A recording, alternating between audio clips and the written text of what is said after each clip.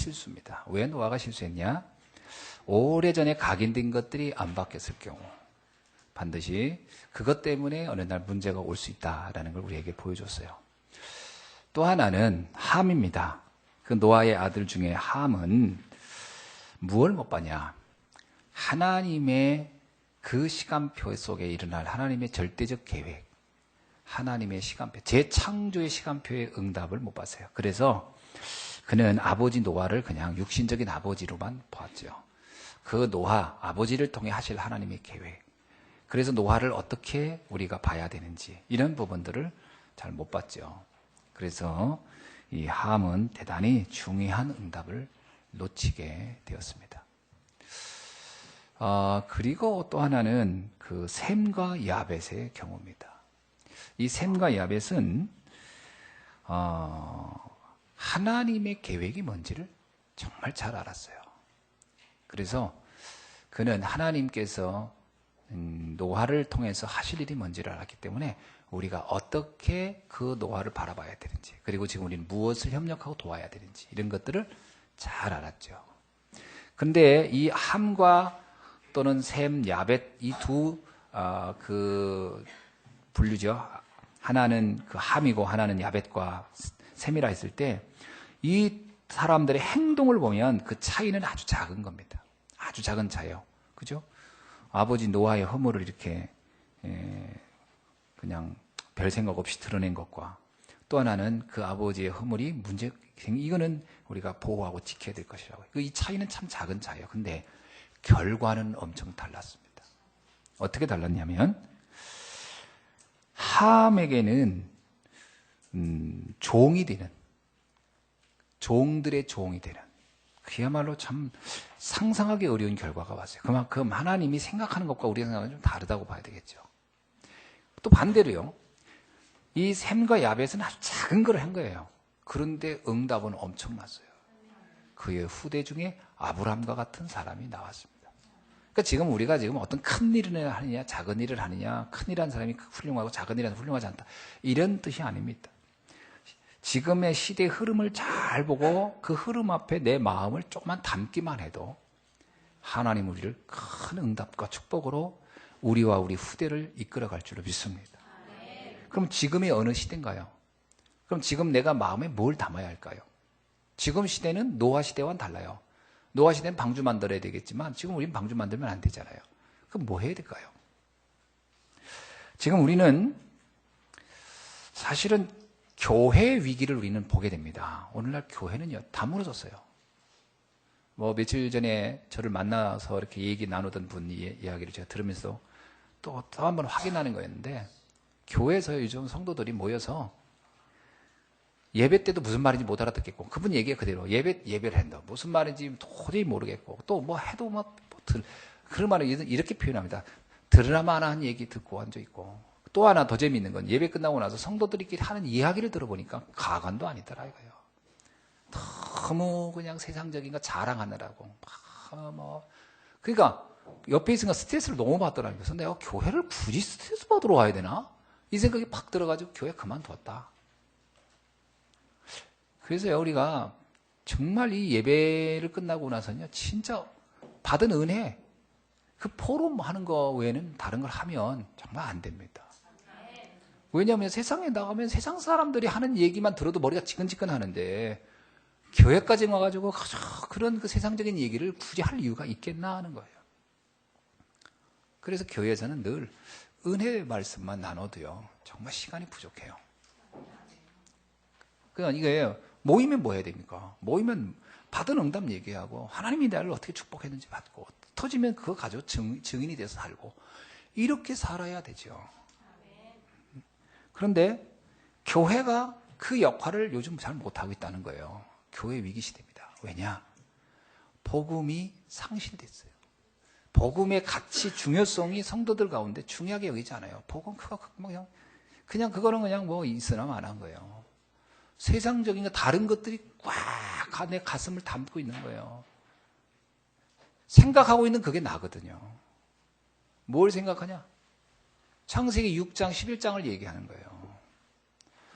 창세기 3장을 얘기하고 있어요. 하나님 떠나서도 난 잘 될 수 있어 얘기를 합니다. 또 하나, 돈 있어야 돼, 돈. 하나님이 있어야지 돈 있어가지고 되는 게 아니거든요. 성공해야 돼, 성공해야 돼.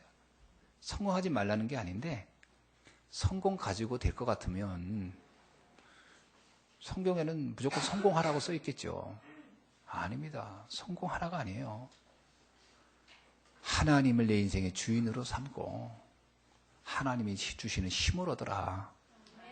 그 얘기를 계속 하고 있습니다. 그래서 우리는 오직 복음을 누리고 지켜야 할 시대에 살고 있는 줄 믿습니다. 두 번째 우리가 할 일이 뭐냐면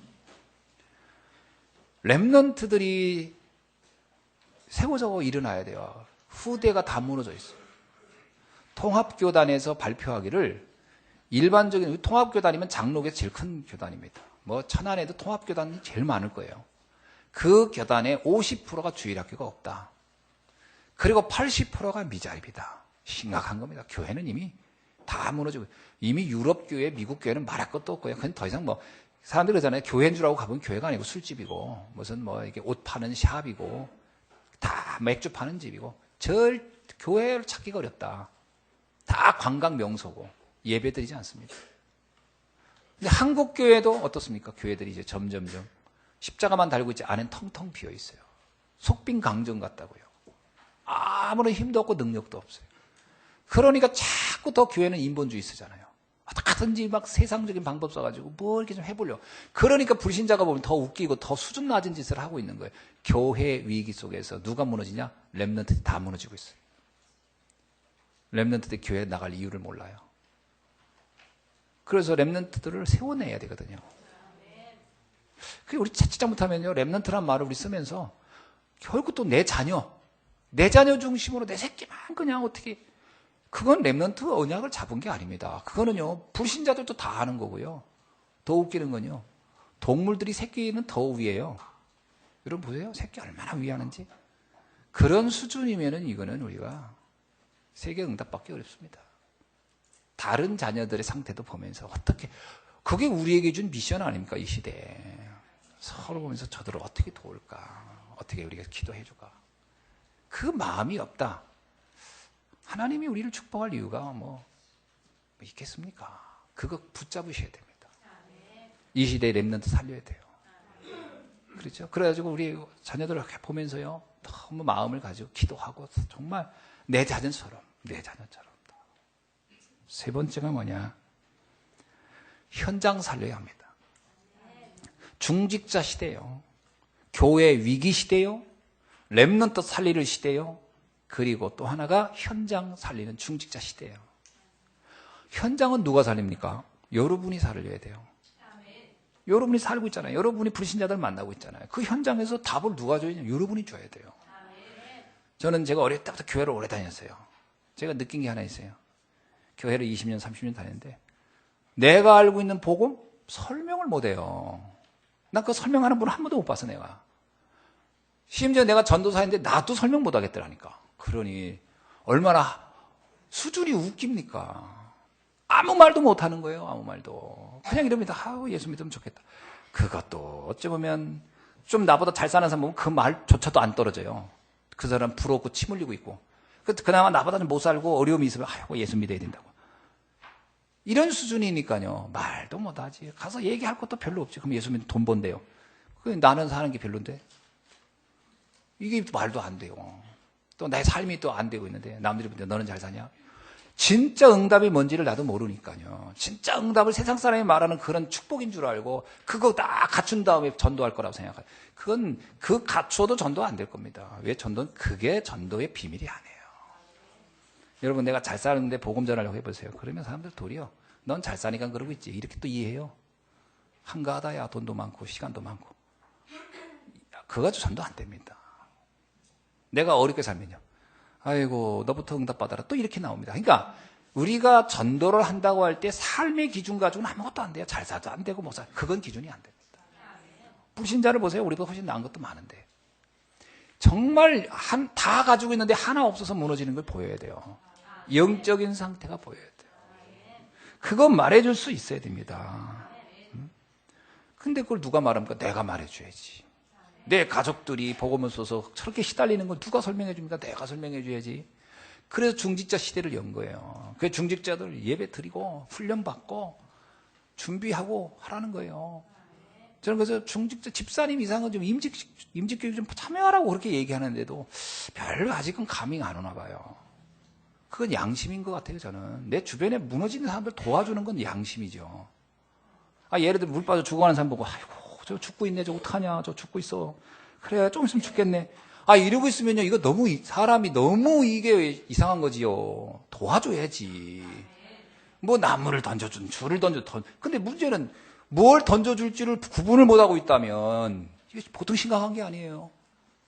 지금 영적 상태가 그래요. 내 주변에 영적으로 문제돼서 죽어가는데 그냥 아이고 저 복음서 저러지 어떻게 하면 좋냐. 그럼 복음 전해주면 되잖아요. 이걸 못해요. 이거 하지 못한다니까. 그래서 중직자 시대를 연 거예요. 그런데도 아직도 눈치를 못 채고는 안 돼요. 내가 했죠. 그것을 큰일 하라는 게 아니에요. 거기에 내 방향을 담고 마음만 조금 담아보세요.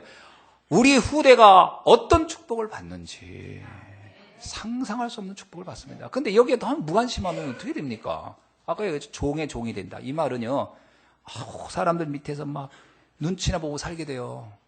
이 사람처럼 눈치 보면서 비유 맞추면서 그러고 살아야 된다니까. 그들을 압도하고 이끌어 가야지. 늘 저 사람들 꽁무니 쫓아다니면서 비유 맞춰가면서 그 사람들이 하는 말 어떻게든 눈치 보면서 이러고는 평생 산다면 얼마나 힘든 일입니까, 삶이. 자칫 잘못하면 평생을 어떤 사람 시선만 쳐다보면서 살아야 될 수도 있어요.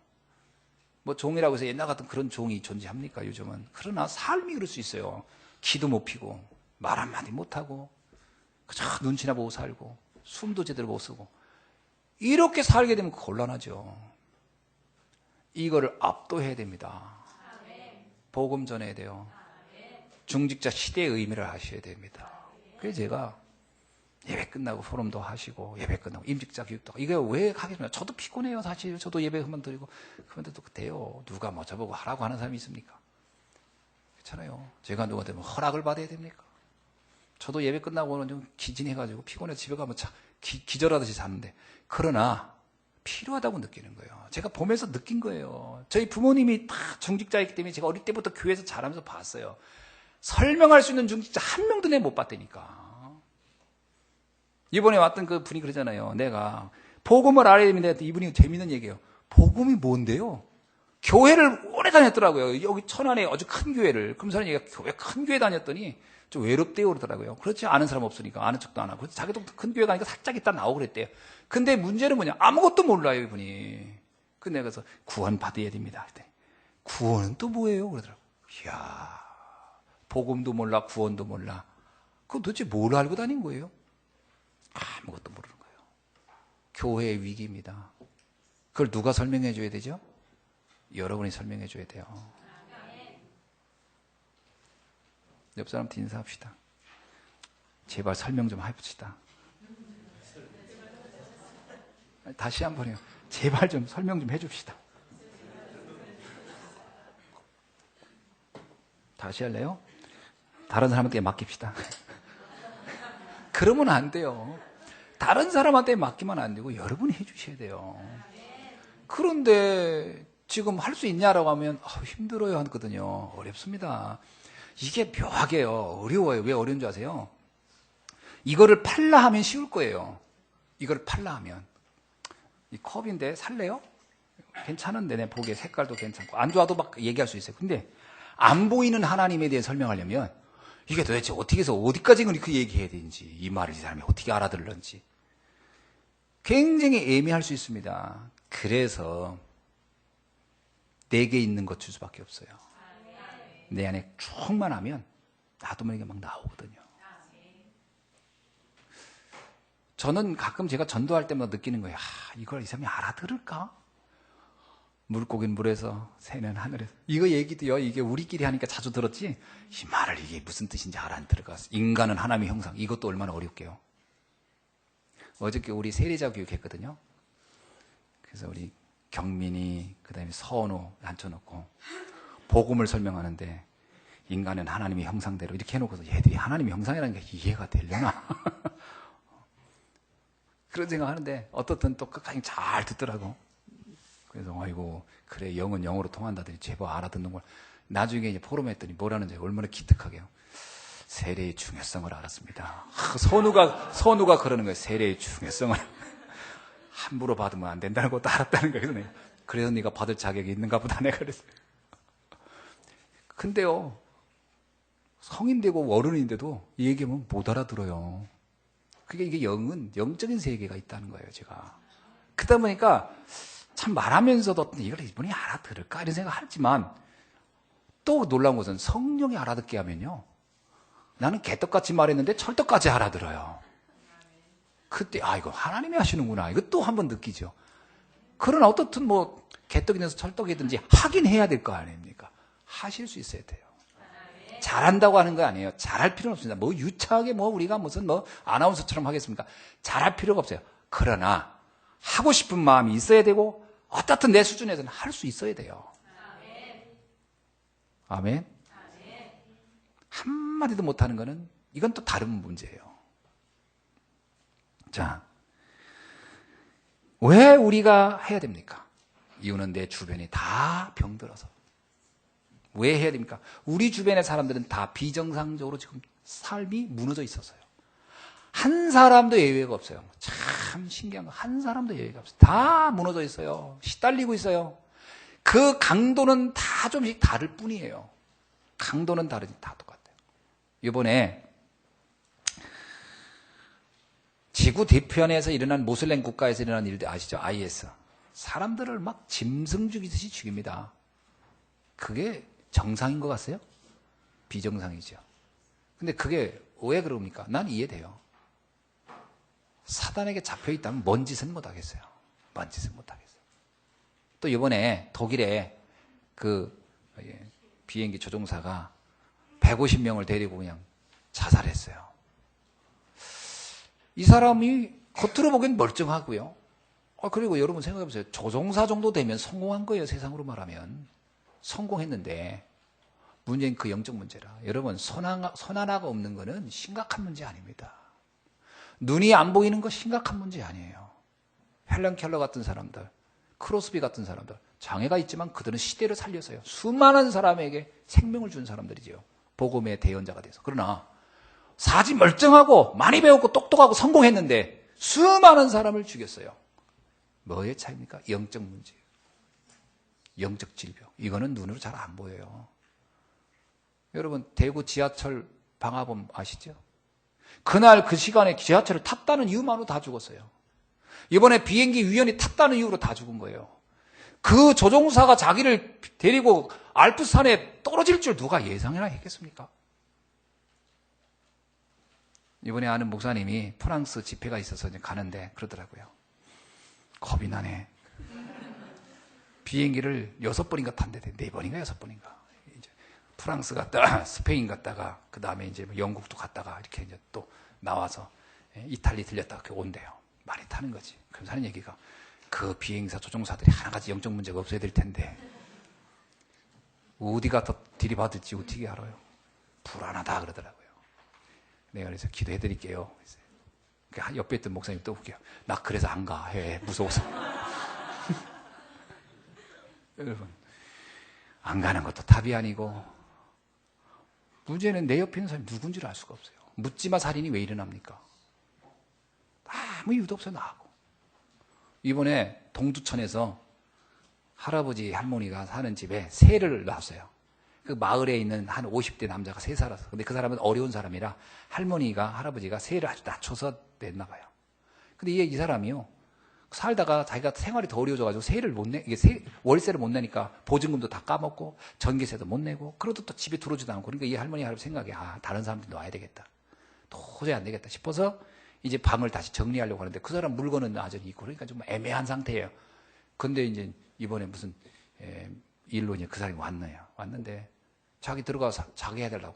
그러니까 이 할아버지는 안 된다. 이게 지금 당신이 세를 그동안 얼마나 안 냈냐. 이거 다 갚기 전에 열쇠 못 준다 그러니까요. 이 사람이 갔어. 한 몇 주 있다가요. 그 집에다가 기름 붓고 불 질러 버렸어요. 그 경찰이 그럴 때 왜 했냐 했더니 나를 무시해서. 참 은혜를 원수로 갚은 경우지요. 세상을 잘 보세요. 은혜로 원수로 갚는 경우가 얼마나 많은가. 그래서 이 영적 문제 이해 안 되면 사람들이 그러잖아요. 사람 잘 대하면 된다고 그래요. 이 사람한테 인격적으로 잘 대하고, 참, 사람, 잘 이렇게 비유 맞추고, 그리고, 그러면 그게 바뀔 것 같습니까? 그런 사람도 있거든요. 아주 남자가 너무 폭력적으로 그러니까 부인이 그럽니다. 비유 맞추고 그러면 된대. 그러니까 또 어떤 상담관보다 이쁜 옷 입고 야시시하게 옷 입고서 비유 맞춰보라는 그럼 남자가 바뀔 거라고. 더 맞아요, 더 맞아. 더 때려. 이게 영적 문제는요, 인간이 인격으로 해서 바뀌지 않아요. 절대 안 바뀝니다. 그 사람들이 인격에 가는, 이게 인격에다가 호소하면 될 거라고 생각을 해요. 성품이 훌륭하면 됩니까? 교육, 지금까지 세계 교육에 얼마나 이론이 발전했습니까? 심리학이, 철학이. 그게 사람들의 심리를 얼마나 바꿔놨어요. 이번에 IS에서 그 많은 살인을 하는 사람들이 교육을 못 받은 무식한 사람들이냐고요. 아닙니다. 고등교육을 다 받은 사람이 가서 그 짓 하고 있는 거예요. 교육이라고 하는 것이 얼마나 허약한지를 발견하는 거예요. 그래서 나오는 게 염세주의예요. 염세주의. 이래도 안 돼, 저래도 안 돼. 아, 이거 안 되는구나. 그래서 허무주의, 염세주의가 나오는 거예요. 별짓을 다 해도 안 되는구나. 그게 세상이 말하고 있는 삶입니다. 답이 뭡니까 도대체? 성경에만 그 이유를 말하고 있어요. 사람이 왜 저렇게 해도 안 되고 해도 안 되는가? 교육을 해도 안 되고 말해도 안 되고 협박해도 안 되고. 그 자녀들 협박하지 마세요. 안 되는 사람 자꾸 막 그게 마세요. 그게 우리가 잘못 알고 있는 교육형 방법이에요. 그렇게 교육될 것 같습니까? 자녀들 붙잡고 막 몽둥이 붙잡고 막 하는데 그것도 답이 아니에요. 그러면 하라는 대로 다 해줍니까? 그것도 답이 아니에요. 해달라는 대로 다 해줘보세요. 나중에 이런 얘기죠. 할아버지 상투자 붙잡고 올라온다고. 해달라는 대로 다 해줘도 답이 아니고 그러면 무조건 내가 막 하고 안 할까 가리켜서 해주게. 그것도 답이 아닙니다. 그러면 상처도 받아요. 누가 그러대? 재미난 얘기세요. 우리 부모는 내가 해달라는 대로 다 해줘 내가 이 모양이 됐다고. 그런 자녀가 있어요. 그 부모가 자기를 망친 게 내가 해달라는 대로 다 해줘서 망쳤다. 그런 자녀가 있어요. 또 어떤 자녀가 내가 하라는 거 하지 말라고 해서 난 망쳤다. 도대체 어떻게 하라는 거예요? 그래서 해주라는 거예요. 해주지 말라는 거예요. 그러니까 자녀가 해달라는 대로 안 해준 부모는 죄책감을 느껴요. 해줄 걸. 또 해달라는 대로 다 해준 부모는 안 해줄 걸. 어떡하라는 거예요 도대체? 답 아닙니다. 그거 가지고 죄책감 느낄 것도 없고 느낄 이유도 없어요. 그래서 안 될 것만 영원히 안 되는 거예요. 뭘 해줘서 안 되고 안 해줘서 안 됩니까? 사단에게 잡혀서 그런 거예요.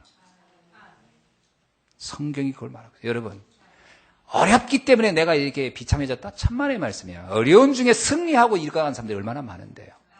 풍족하기 때문에 안 됐다? 아니, 풍족한 가운데 응답받는 사람도 많아요. 문제는 사람이 인생이 사단에게 잡혀 있으면 어떤 형편에 있든지 안 되게 돼 있어요. 그 원인 본질을 잘 봐야 돼요.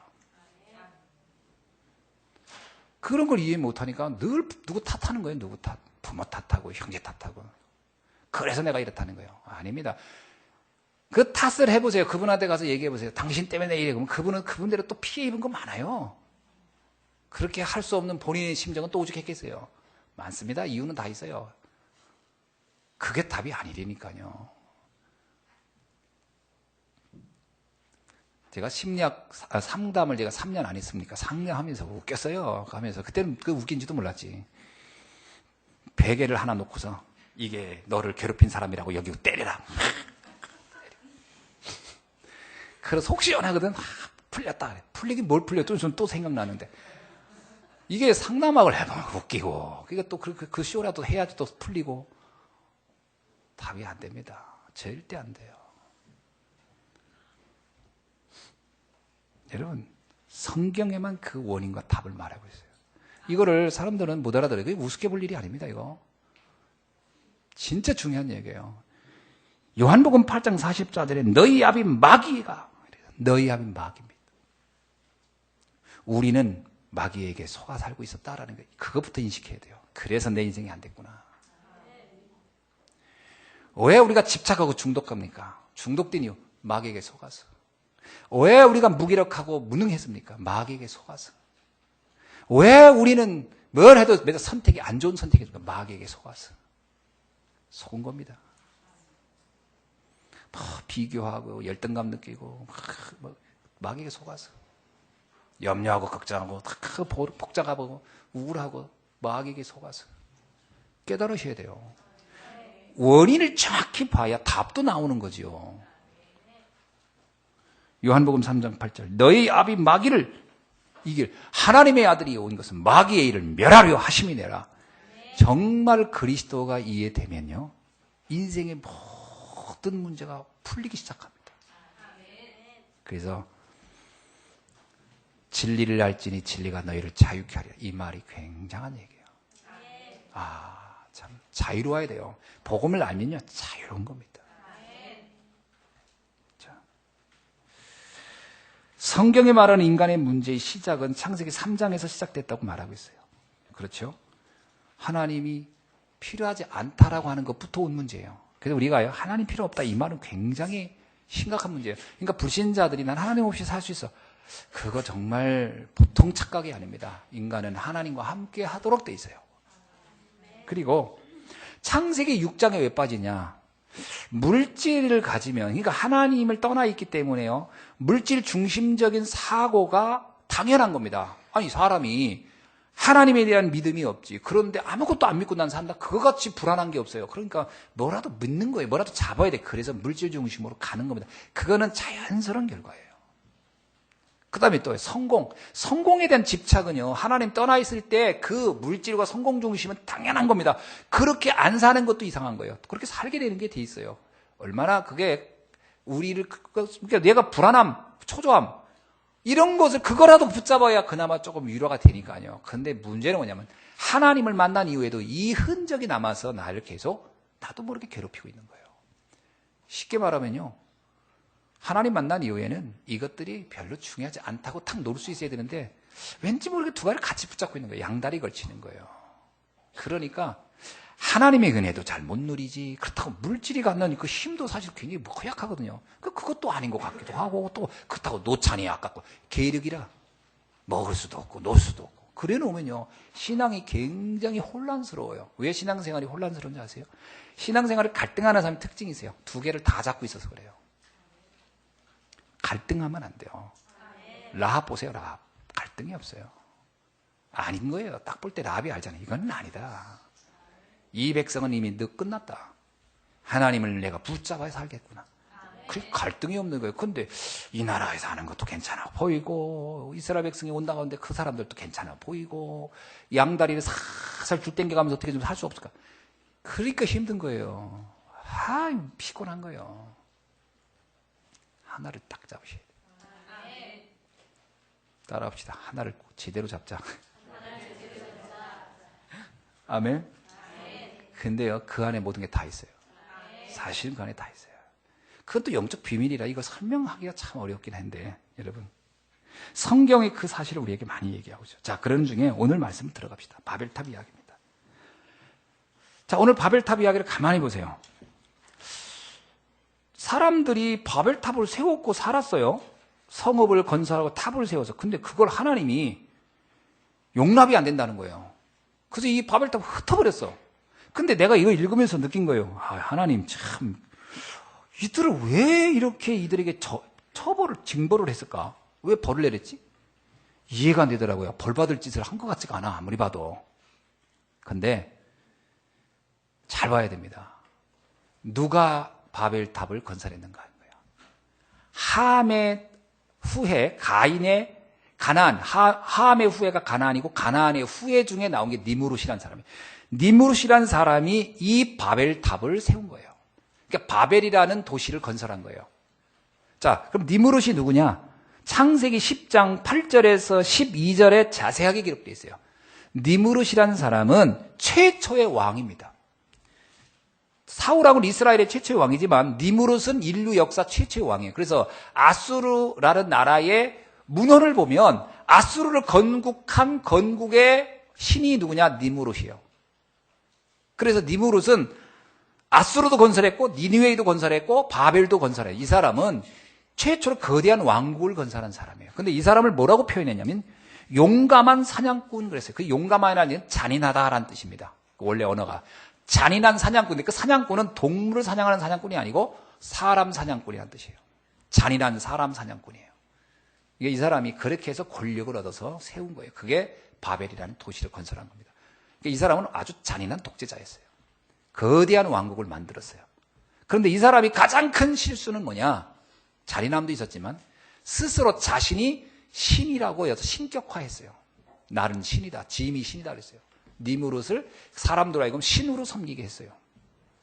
여러분, 애굽의 바로 왕이 라신이라고 해서 태양신으로 자기를 숭배하게 했죠. 저기 북한의 김일성에도 자기를 태양신이라고 해서 김일성 태어난 날을 태양절이라고 합니다. 그 다음에요. 지금 김정은이는 은하절이에요. 은하계래 자기가 은하계. 이야, 태양보다 더 큰 게 은하 아닙니까? 그래서 자기 태어나는 은하절. 아주 생쇼를 해요, 그 인간들은. 쥐들이 신이래요. 그 신인데 그렇게 국민들을 다 굶어 죽입니까? 그게 말도 안 되는 짓을 하는 거예요. 그러니까 망하는 거예요. 니느웨이에 이들이 왕국을 건설하고 자기가 신이다. 이랬어요.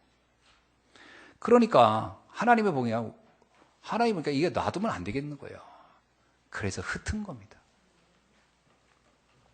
왜 탑중 건설했다고 무너뜨렸냐? 그게 아닙니다. 그들의 중심 속에 하나님 없이 우리가 신이 될 수 있고 우리 마음대로 세상을 마음대로 살 수 있다. 이게요 마귀의 완전한 전략이었어요. 놔뒀다가는 이게 점점 이 사람이 세력이 워낙 크니까 이게 점점 어떻게 된다? 확산일로 가면 전 세계에는 이 사람 손아귀에 다 들어가 버려요. 그러니까 어떻게 해요? 이들을 흩어서 뭐래요? 서로 싸우게 만들어 버렸어요. 분쟁하게. 그 성경에 나오죠. 분쟁하는 자마다 무너지지 않겠느냐. 이 세계를 언어를 혼잡하게 해가지고 분쟁으로 시켜버렸어요. 그래서 뭐냐? 힘이 모아지지 않도록. 이해됩니까? 그러니까 바벨탑을 세운 목적이 뭐겠어요? 그게 인간 우상을 만들기 위한 거였어요. 인간 우상. 그거를 하나님이 무너뜨렸다는 거죠. 자, 사람들의 착각, 제일 많이 착각하는 게 뭡니까? 문제의 원인을 이렇게 흑암으로부터 왔다라고 하는 걸 이해 못하면요. 자꾸 사람 때문에 그렇다고 생각하거나 세상 때문에 그렇다. 이렇게 원인을 잘못 봐요. 잘못 보면 결과도 잘못 가는 겁니다. 그래서 이 바벨에 있던 사람들은 문제를 어디서 받느냐면 우리가 힘을 모으면 이 불행을 해결할 수 있을까? 이 바벨탑을 세운 사람의 인생 문제의 시작을 어디로 봐냐면 우리가 성공하지 못해서 그렇다. 우리가 성공하면 이 불행을 해결하지 않겠느냐. 그래서 그들은 성공적으로 인생 문제 해답을 거기다 잡아버린 거예요. 그거는 큰 실수입니다. 인생 문제는 성공했다고 해결되는 게 아닙니다. 절대로. 사람들이 흔히 이러거든요. 세상 문화라는 게 얼마나 우리에게 오해를 갖다 주고 착각을 갖다 주면 어떤 그 성공을 하거나 출세라면 더 유익하고 더 가치 있는 인생을 살 것 같다라는 오해를 많이 불러일으킵니다. 그래서 죄송합니다만 어떤 단체는 돈 벌면 많은 사회에 기여하고 뭐 이렇게 해서 지금은 어렵지만 돈부터 벌어 막 이렇게 그런 식으로 그 직원들을 훈련시켜가지고 그런 그 다단계를 이렇게 하는 경우 내가 봤어요. 그 사람들 얘기 들어보니까 하나같이 다 멋진 인생을 그려요. 그 멋진 인생은 자기만을 위한 삶도 아니야. 뭔가 사회를 기여하고 막. 근데 지금 살고 보면 오직 자기밖에 몰라. 왜냐면 그날을 위하여 지금 모은다 이거지. 근데 그게 허상입니다. 왠지 아세요? 심리학에서 그것의 문제점을 이렇게 지적했어요. 독재자의 시험이라고 하는 심리학의 유명한 테스트가 있어요. 이건 뭐냐면 두 그룹, A그룹과 B그룹이 있는데 A그룹에게 $10씩 다 줘요. 그리고 B그룹은 돈을 안 줘요. 그리고 뭐라고 하냐면 어느 기간 동안 생활을 하는데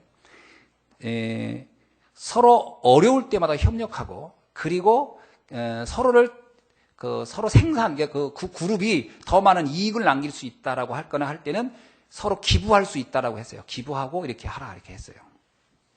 근데 그러니까 그 두 그룹을 테스트한 겁니다. 재미난 결과가 나왔어요. 어떻게 나왔냐면요. $10씩 준 그 팀은 거의 기부를 안 했어요. 누구도 돕지 않았어요. 그런데 돈을 받지 않았던 그룹들은 신기하게도요. 어느 정도냐면요. 어떤 사람은 150%도 넘는 돈을 누군가를 도와주려고 하고 협력해서 그들이 이렇게 조직을 이끌어갔어요. 그러면서 그게요, 유명한 테스트입니다. 버클리 대학교에 피프 박사라는 사람이 이런 행동을 10년간 했어요. 얼마나 재미냐면 자동차가 신호를 지키는지 안 지키는지를 10년간 체크했어요. 고급 승용차일수록 신호를 안 지킨다는 결과가 얻었어요. 거의 안 지킨다. 그것도 굉장히 잘 살고 굉장히 막 고급. 그런데 자동차의 가격이 쌀수록 신호를 잘 지킨다는 것을 알았어요. 더 재밌는 것은요, 과태료 때문에 그렇냐라고 했는데 아니에요. 여기서 신호에 걸려도 과태료는 물지 않는다 했는데도 차가 낮은 사람일수록 많이 지켰어요. 왠지 아세요? 그 사람은 지나가는 행인들의 횡단보도에 지나가는 사람의 위험을 조심했다라는 거예요. 근데 이 큰 차 있는 사람은 신경 안 썼어요. 왜 아닌지 아세요? 그거 치면 내가 돈으로 해결하겠다. 동 중심이었어요.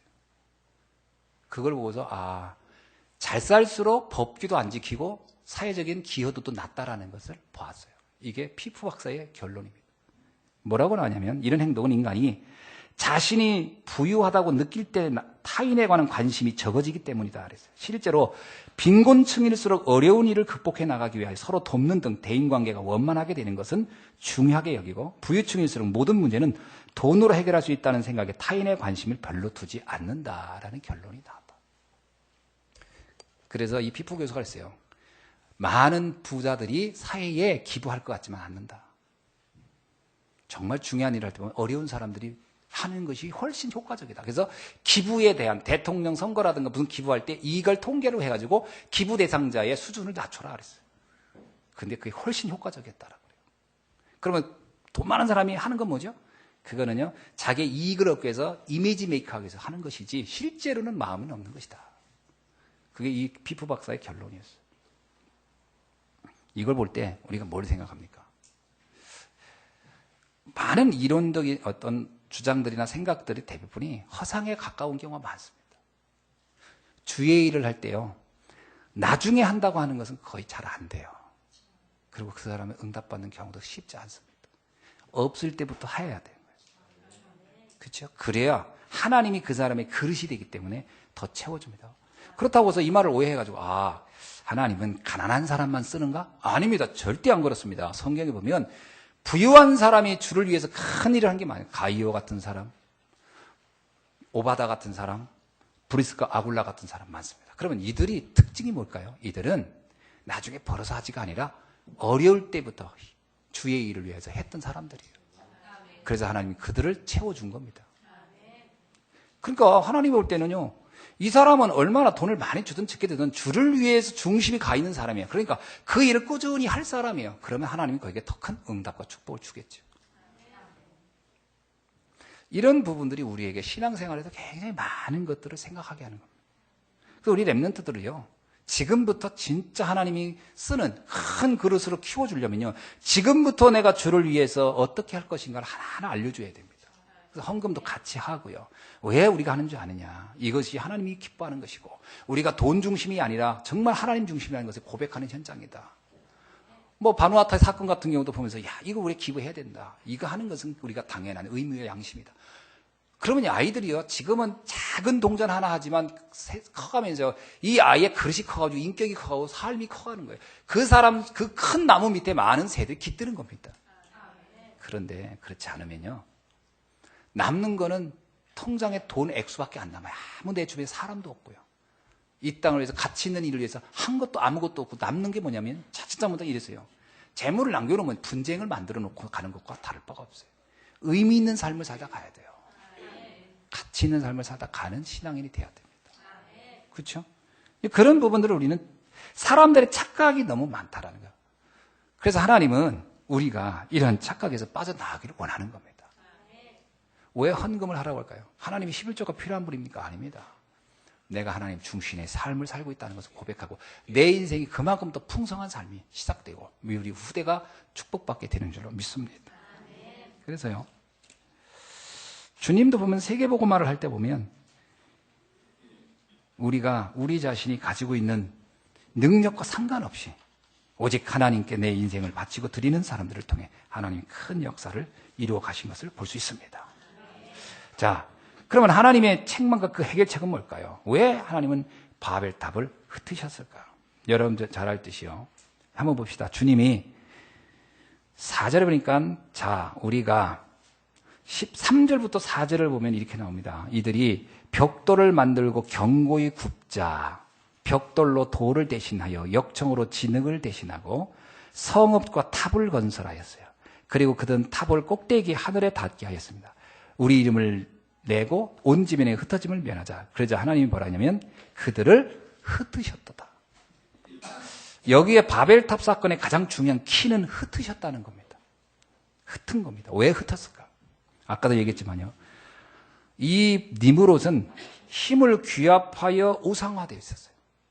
그래서 이들은 힘을 가지고 하나님을 대신하려고 했어요.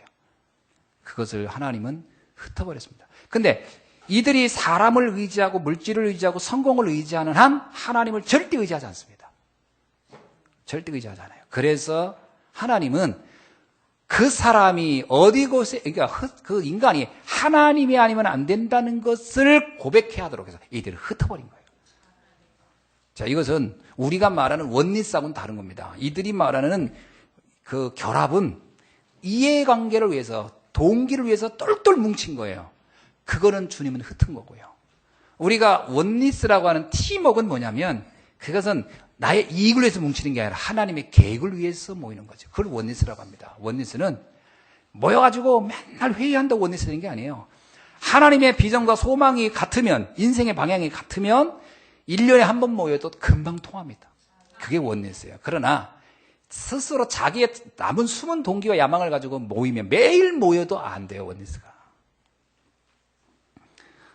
자, 이 바벨탑 문제를 주님이 흩으시고 누구를 택하냐? 아브라함을 부르십니다. 아브라함을 불렀는데요. 아브라함은 처음에 조카 롯을 데리고 가요. 이게 가장 큰 바벨탑 문화의 영향이었어요. 왜 조카 롯을 데리고 가냐면 혼자 가는 것이 불안한 거예요. 여러분, 우리가 하나님만으로도 충분해야 되는데 이 니브롯이든 바벨에 타든 사람들의 가장 공통적인 게 뭐냐면 하나님으로는 만족이 안 돼. 그래서 다른 걸 붙잡은 거예요. 그게 성공이요, 물질이었어요. 근데 아브라함도 하나님이 복음을 알아듣는 아브라함을 택해 불러서 보냅니다. 고향을 떠나. 그래서 아브라함을 말할 때 가장 중요하게 강조가 뭐죠? 너의 아비 집 친척을 떠나, 고향 친척 아버지 집을 떠나 가라는 거예요. 흩어진 거예요. 그것도 왜 그 흩어지라고 하는 게 왜 그러냐면 하나님이 내가 너와 함께 할 테니 나만 믿고 가서 그곳에서 하나님의 나라를 세우라는 거였어요. 근데 이 아브라함이요, 바벨론의 영향 때문에 혼자 가는 걸 못하는 거예요. 불안해서. 그래서 조카 롯을 하나 데리고 가는 거예요. 흩어진 것이 익숙하지 않은 거예요. 그 조카 때 옷을 꼭 붙잡고서 동행합니다. 그런 게 계속 문제가 오는 거예요. 여러분, 우리가 언약 안에 있으면서도 복음 안에 있으면서 오직 예수가 안 되면 계속 갈등하고 시달리고 흔들립니다. 오직 예수 해야 돼요. 오직 하나님으로 충분하고 만족하고 모든 것이란 결론이 나야 돼요. 아브라함이 그게 안 난 거예요. 오직이 안 된 거예요. 오직이 안 되고 자꾸 사람 의지하는 거예요. 어느 날 조카 롯을 보내면서, 조카 롯을 떠나 보내면서 드디어 아브라함은 오직 하나님이 된 거예요. 오직 언약이 된 거예요. 그러니까 하나님 그때부터 아브라함을 복의 근원으로 엄청난 축복을 주시기 시작합니다. 다른 거 의지하지 마세요, 여러분. 그게 바벨탑이 우리에게 주는 아주 중요한 영적 교훈입니다. 오직 예수하라. 오직 하나님 해라는 거예요.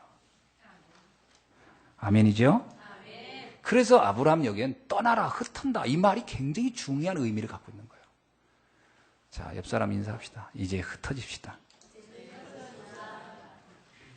해외 나가란 말이 아니고 하나님으로 어디에 있든지 상관없다는 거예요. 다 주님이면 돼요. 여러분, 요셉 보세요. 요셉은 형들과 함께 있을 때 응답받은 게 아니고요, 흩어졌어요. 그리고 그는 노예로 갔습니다. 얼마나 외롭고 어려운 형님. 근데 거기서 다른 것이 필요하지 않았어요.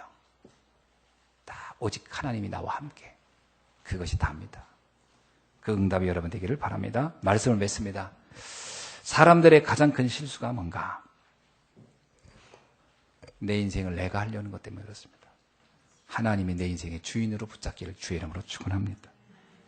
자, 그래서 고린도전서 10장 15장 10절 말씀을 여러분이 기억하시기 바랍니다. 나의 나된 것은 하나님의 은혜로다.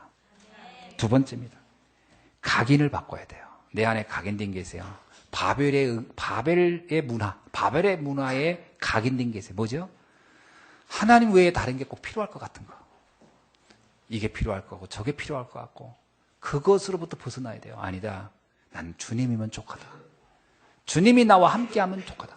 그래서 다윗이 그 시편 23편에서는 여호와는 나의 목자시니 나는 부족함이 없다. 그때가 언제냐면요. 사울왕에 쫓겨서 혼자 도망 다닐 때요. 주님이 나와 함께하면 난 외롭지 않고 나는 불안하지 않고 나는 평안하다. 사망의 음침한 골짜기를 다닐지라도 해받음을 두려워하지 않는 것은 주께서 나와 함께 하심이니라. 하나님이 함께하는 것으로 여러분 늘 평안하고 행복하게 주의 이름으로 축원합니다. 그거부터 바꾸셔야 돼요. 사람 의지하려고 하지 마세요. 자, 세 번째입니다. 참된 성공이 뭡니까? 뭐가 참된 성공입니까? 하나님이 원하는 그날 그때 그곳에 쓰임받는 사람. 그것이 작든 적든 크든 상관없어요. 하나님이 원하는 그날 그때 그곳에 쓰임받는 사람이 가장 중요한 성공자로 쓰여지고 쓰임받고 하나님께 영광 돌리는 삶이 될 줄을 믿습니다. 저는 여러분이 충분하다고 봅니다. 복음 안에 있잖아요. 하나님은 여러분을 하나님의 자녀로 세웠잖아요. 하나님은 여러분에게 다 주시겠다고 약속했습니다. 이제 하나님만 붙잡기 바랍니다. 주님이 베드로에게 약속했어요. 천국 열쇠를 너희가 줬다. 하늘의 그 창고에 있는 건 다 네 것이다. 그러면요, 여러분 최고의 것을 가진 거예요. 그 열쇠는 보이지 않기 때문에 사람들은 몰라요. 불신자는 뭐라고 하냐면 예수만 믿어도 다냐? 예수입니다. 예수만 믿으면 다입니다.